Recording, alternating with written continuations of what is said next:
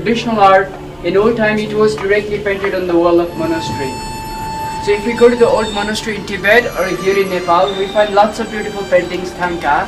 They were directly worked on the wall of monastery. So people used them for meditation and worshipping. But in old time, when mostly monasteries were located in Himalaya, and when they have heavy snowfall, people they have to go away from their village. So at that time they couldn't find monastery, they couldn't worship, and they couldn't meditate. This is why they have decided, artists, monks, they have decided to work on canvas like this. So the canvas is easy to scroll, people can bring in their one bag, wherever they go, they can just take it out and they can use for their practice. So that was more easier and efficient when it was work on canvas. And these all canvas are made from cotton like this. This is the raw cotton which is tied in this kind of iron framed with strings like this. But this cotton is transparent. So to recover this, we take the white chalk, like this is the white chalk. It is mixed with water and glue. So the glue we make from this, it is again mixed with water and we boil it. Then the liquid glue is mixed with this white chalk. And there is water, glue, and this white chalk. We make a paste. And this paste is applied from both sides of this cotton surface. Because the very fine chalk may recovers the small holes of cotton. And after it is left for dried, and when it is dried, we make it slightly whitey. Then this is put over a plain wooden flat. Then with this smooth stones, we polished many times. Okay. So all the surface become more plastered. It will become more smooth, and that's good for sketching, or that's good for to do the detail work. Because if the surface is smooth, then we can take the details very.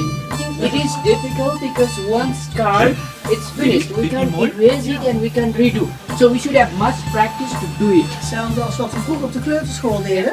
Met waskool en dan met een mesje krabben. Ja, precies hetzelfde. Eerst een laag goud en dan krabben. And this mandala, this is Dalai Lama monks working this in the ceremony by using powder. And for this, they take tools like this, they pour sand in tube, they just rub the make tabs and sands fall in right place. They use mask also because they work with powder. If they just sneeze, then it will be finished. So using mask, well they do. And they started from the center. After finished, mandala looks like as painted. Then after finished, monks do puja for word peace. Then after what they work, the complete mandala is just destroyed. It seems it's a pity because it takes more than 3 weeks to work it. And after 3 weeks of work, it looks really beautiful, lovely. But this is destroyed just to tease. Nothing is permanent in the world. Everything is Mooi, changeable. hè? Ja. Dat doet de Dalai Lama overal waar hij komt. Er worden zandmandala's gemaakt. Heel veel werk. Ze werken van binnen naar buiten en dat wordt dan zo'n tekening. En als het dan klaar is, dan doen ze een puja, dat wil zeggen een eredienst voor wereldvrede. Ze bidden voor wereldvrede, dat is eigenlijk wat de monniken altijd doen. En dan komt er een monnik en die veegt alles weg. Niets is permanent in het leven. Je moet leren dat niet alles, dat je dat niet mag houden en niet aan vast kan. Thangka in history and Thangka for medicine. So generally we can categorize them into 4 categories. And Thangka for Tantra, that is mostly used for meditation practice. So example, we can take mandala painting. This is why mandalas are called meditation device. It's a kind of like a tools that is mostly used for meditation practice. Vroeger ging men dus inderdaad naar de kloosters toe. Want dit was altijd op de kloostermuren geschilderd, maar dat in Tibet zo afgeleid. Symbolize into round in circle. And there is a square also. Every time we find a square in mandala, the square represents purity of palace. So this means if we construct it in 3D, then it comes up like pyramid. It shows like stupa, like Bhutaans. So if we see Bodhi stupa from the top, from bird eye's view, if we look down, then a stupa we find a square and circle. So this means mandala, they are stupa, they are aerial view of a stupa. And every artist, when they work their mandala, they do that, square, circle, but rest to choose color, image, scenery, detail, everything it is personal.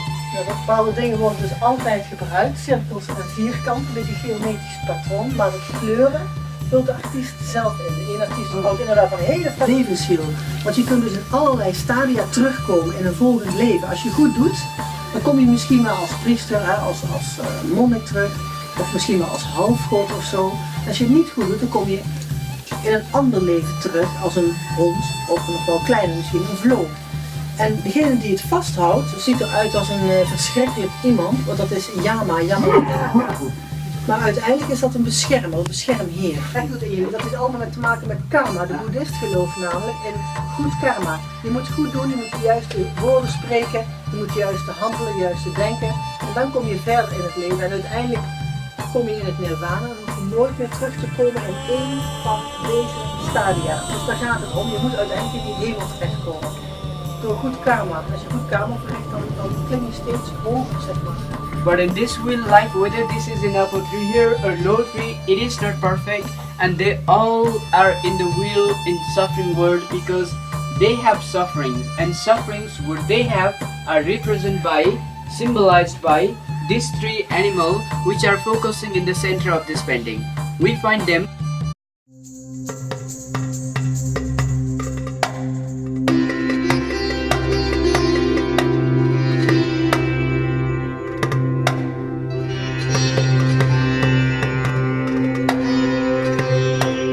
But if there is no sufferings in our mind, then our action will be beneficial for all. That will be our good karma, then we come out from this suffering world and we go to nirvana. That's why it is taken as a philosophical painting and always work painted on the wall of monasteries. It's called